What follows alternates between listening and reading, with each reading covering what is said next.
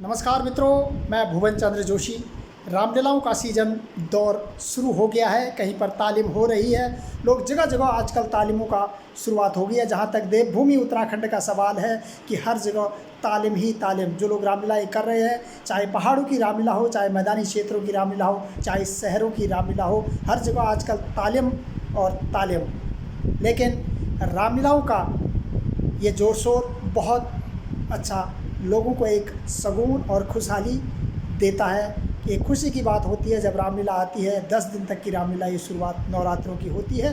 पहले दिन से लेकर 10वें दिन रावण दहन तक ये रामलीला चलेगी अगले महीने। लेकिन आजकल तालीम का जोर चल रहा है, लोगों में उत्साह बढ़ रहा है, लोग तालीम देखने भी जा रहे हैं। लेकिन इसी को देखते हुए मुझे एक चौपाई याद आती है कि जब माता कैकेयी राजा दशरथ से 2 वरदान मांग लेती है और जब तीसरे वरदान के लिए राजा दशरथ जी के दरबार में जाती है तो ये खबर भगवान श्री राम को लग जाती है और श्री राम खुद ही राजा दशरथ के दरबार में पहुंच जाते हैं कि ये क्या हो रहा है।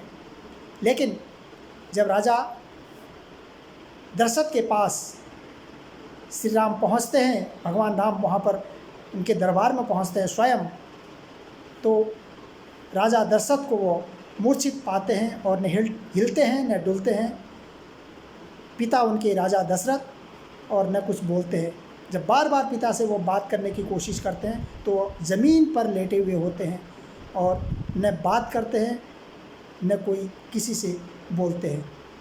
लेकिन इस वक्त जब वो बहुत दुखी होते हैं, भगवान राम और माता कैकेयी से पूछते हैं कि हे माँ, पिताजी इतने क्यों व्याकुल हैं, बोल नहीं रहे हैं, न हिल रहे हैं न डुल रहे हैं, ये क्या हो गया है। तो चौपाई के माध्यम से वो माता कैकेयी से पूछते हैं। सुनिए, आपको भी सुनाते हैं।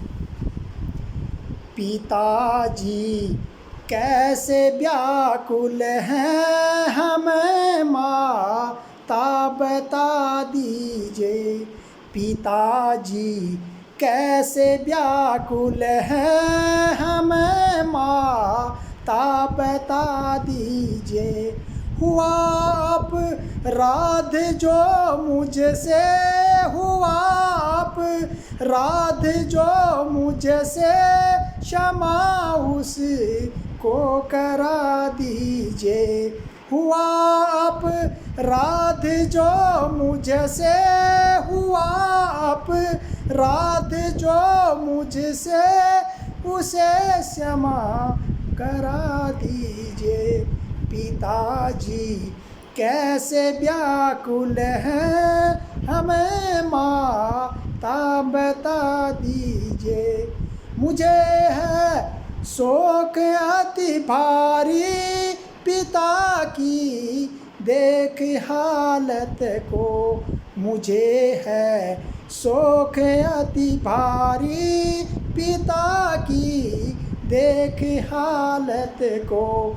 जो देखा दोष है मुझ में, क्षमा माता करा दीजिए। पिताजी कैसे व्याकुल हैं, हमें माता बता दीजिए। इस प्रकार वो माता कैकेयी से पूछते हैं कि पिताजी कैसे व्याकुल पड़े हैं, हमें माता हमसे कोई गलती हो गई हो, वो मैं क्षमा चाहता हूँ। अपने भाव माता कैकेयी के आगे कहते हैं। तो आज के लिए इतना ही। नमस्कार।